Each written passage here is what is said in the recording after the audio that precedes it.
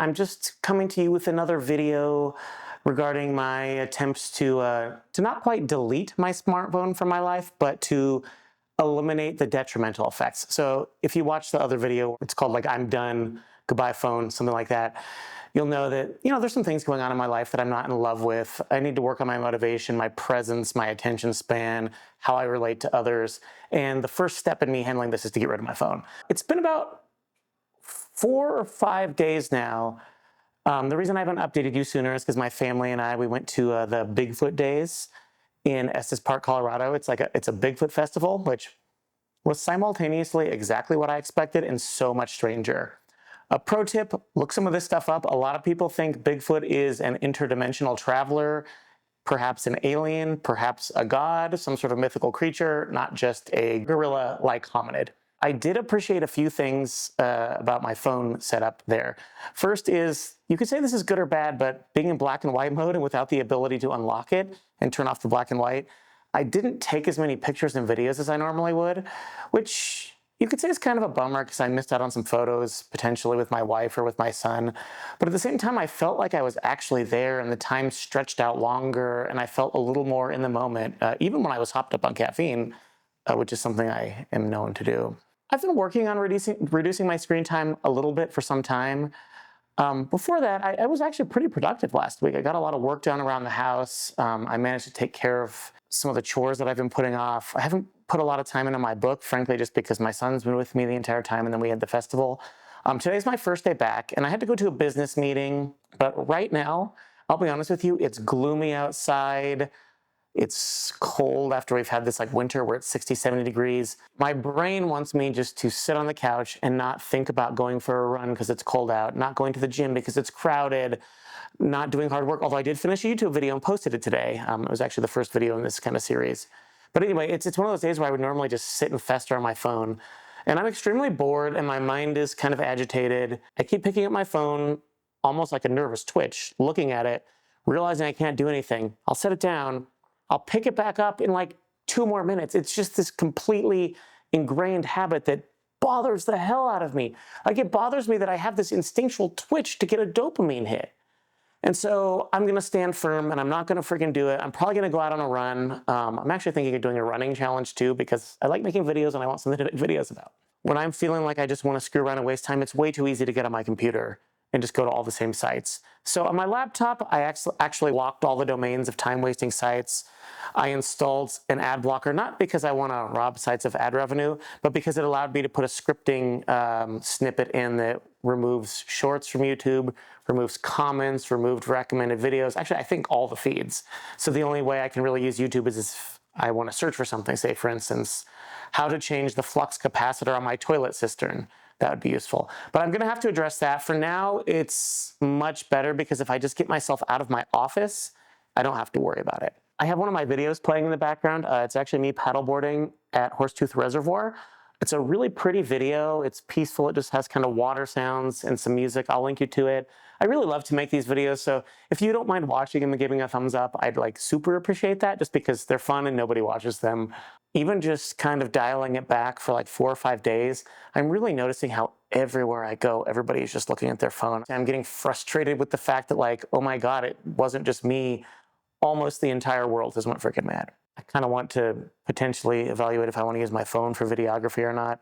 I'll probably make a little video comparing my phone and my A7 III, but I did notice the camera from the A7 III just looks much better, especially in low light. But the other thing, there's just something fun about it. It's just a camera, it's a tool. It's not this does everything kind of crappy. It's one thing that does one thing really well. But I've been doing a paper journal for a while, and it's really nice. A pen and the paper is much better than taking notes on a phone.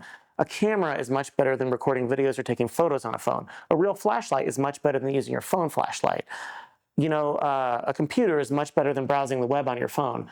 So even though the phone is awesome because it does everything at once, it kind of does everything worse aside from perhaps as a music player. What regular tools can I replace my phone with that will actually either give me a better, more peaceful experience or a better end product? Pooping without the phone, really nice, much quicker, no temptation to sit in the toilet.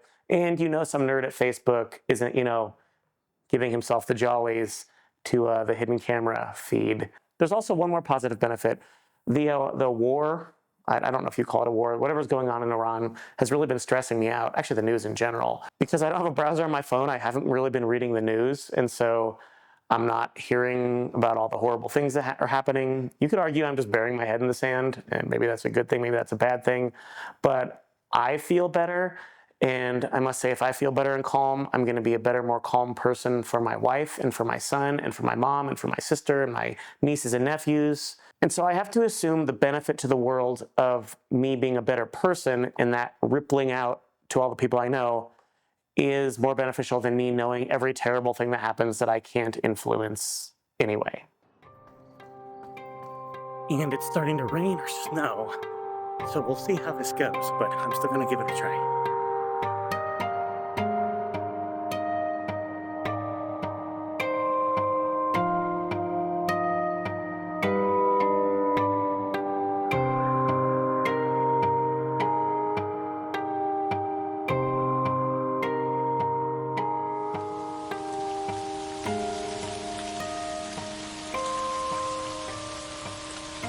I'm tired, something's off, my heart rate's really high for the pace I was going.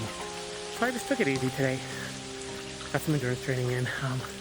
Beautiful rain for drought, Colorado. So even though I'm cold and wet, I'm happy to see the rain. I just woke up and it's like my brain is adapting to the fact that my phone is locked. So I'm not feeling that impulse to use it. And this is one of the first mornings where I haven't really used my phone at all, except for to make sure there was no emergency message about my son. And so instead of, checking Yahoo Finance, looking at my investments, checking my email, seeing what's happening with the war, I just came downstairs and laid here on the couch. You can't see her off shot, but my dog is here. And it's just been such a nice, beautiful, peaceful morning. So there's two things that I've noticed. The first is just ideas are just flying through my head nonstop. It's almost maddening. Like there's so many things, video ideas I want to do, ideas for my book, just thoughts about problems I'm having with people in my life, all of those things. It's actually really amazing. And it gets me wondering, is this the natural state of my mind when I'm not constantly distracted by my phone and having my attention drawn from here to here to here to here every 6-8 seconds? Is this just how I should be? Is this how I was as a kid? The sad thing is I don't remember. I've been hooked on technology, and it wasn't always phones. It was, my computer and gaming and all that for a while. World of Warcraft, EverQuest, oof. And this is the best way I can describe it, is imagine you're in a cave and you've got a torch or a fire on the cave floor, and it's emitting this beautiful, warm, perfect bubble of light. When you're inside that bubble, you're safe, you're warm, you are in your sphere of influence, you can control what's in that bubble. And I feel like when you're not constantly interacting with things or hearing about situations that are outside of your life and outside of your sphere of influence, which for most of us is our home and our workplace at best.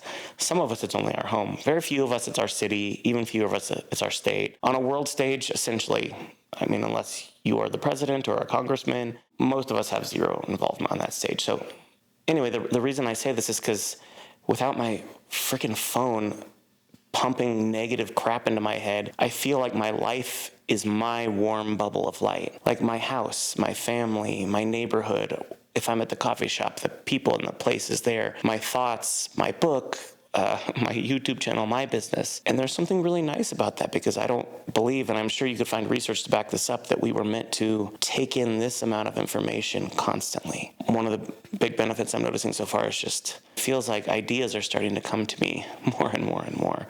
And I really like that feeling. I'm hoping that it carries over into my writing session, because I'm going to go try to work on my book at Panera. After I'm writing, if I have some mental space left, I brought my journal so that I can, get out my thoughts and be my self-therapist instead of burdening my family with it.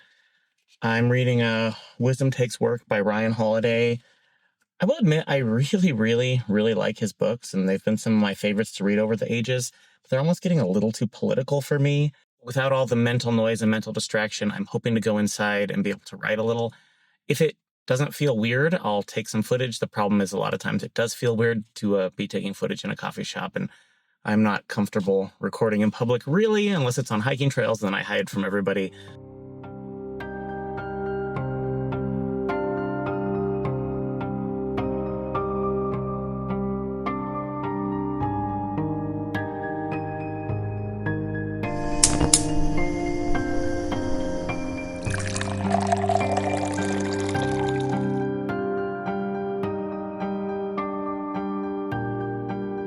I am back from Panera Bread.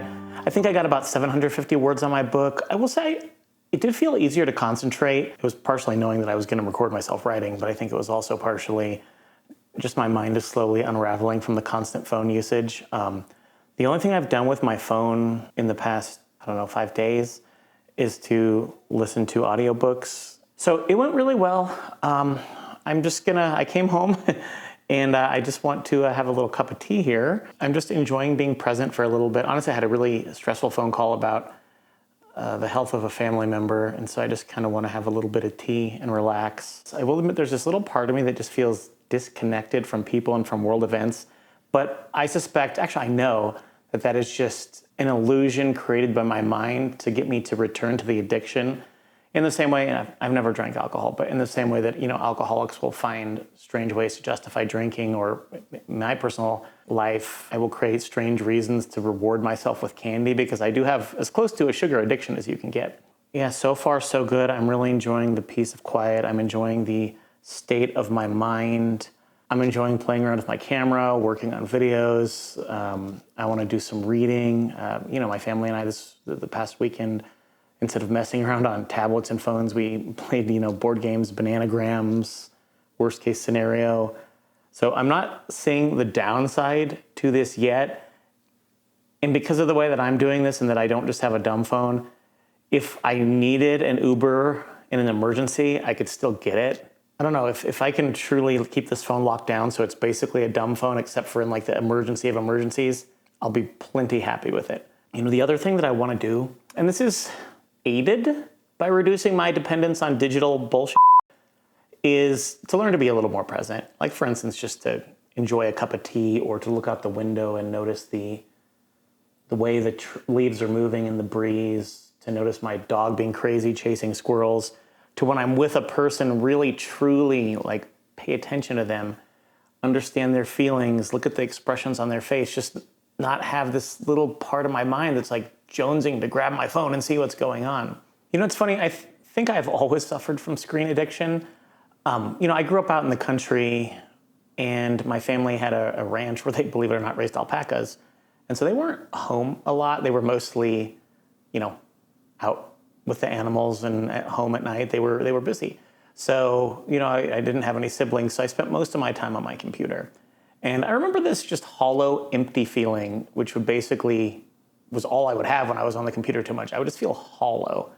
But back in those days, the games weren't as addicting and they stayed in a room. So when I left that room, the addiction, the temptation wouldn't follow me. And I think that's the really nefarious thing about the smartphone is not only are they obviously designed to be addictive. I mean, you've all heard the stories about them hiring the people who design casinos and program slot machines to basically make us into zombies that just pull levers to get dopamine.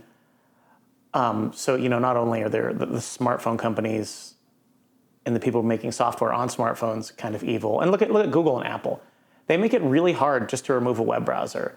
They make it really hard to add hard and fast limits on screen time. If they actually cared about us, they would make those things easy to do. I shouldn't have to install Bloom or do some workaround hacks where I get on ADB to uninstall a package in Linux.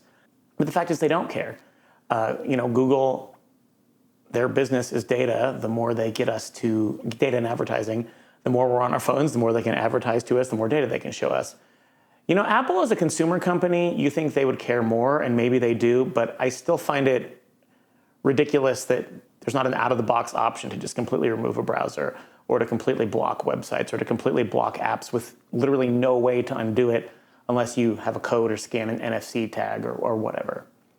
But anyway, I think I've always had digital addiction, but man, when you have it in your pocket, the temptation is just so strong. And here's the thing, a smartphone is an amazing tool.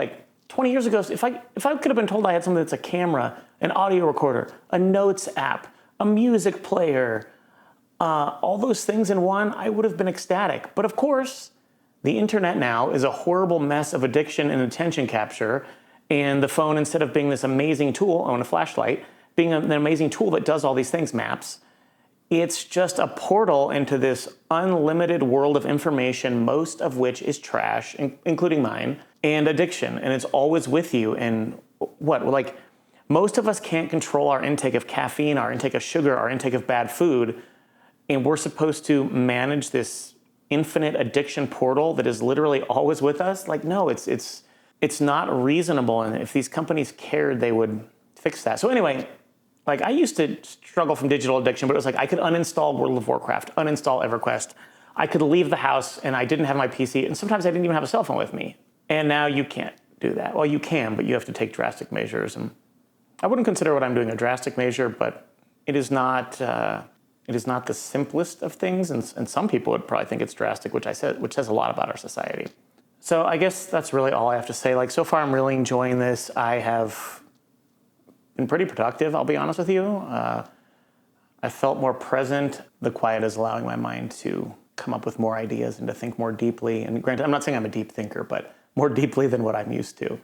Usually I'm just thinking about like turds. The plan for the rest of the day is I need to do some dishes, clean the house a little bit. I want to read, work on this video, spend some time with my wife, hopefully get to the gym or sauna. It's a lot, but when you're not wasting 4 to 6 hours on a phone, suddenly all this extra time is available. And when you're not stressed out and distracted, it's even better.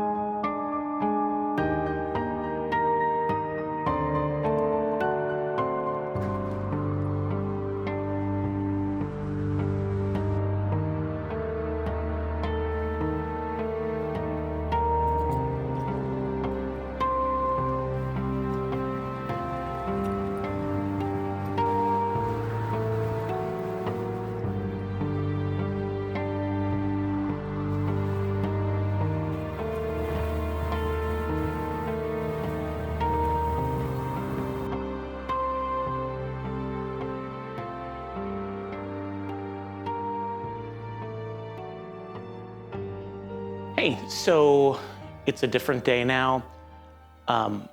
Yesterday I got a lot of work done. I worked on my book, I worked on my videos, I cleaned, I walked the dog, I went on a run, and then I didn't take any video of this because I don't know if my wife would be okay with it, and I just wanted to be present with her. But I took her out to dinner, and then we went for ice cream, and then came home and watched Love on the Spectrum, which she actually works with people with autism and is a speech therapist, and really enjoys that. And I don't know, that show is just super endearing and super cute, so I kind of enjoyed that. But to report, I feel like my brain is changing or reverting to what it used to be. So for instance, I felt way more present during our dinner and ice cream and watching that show.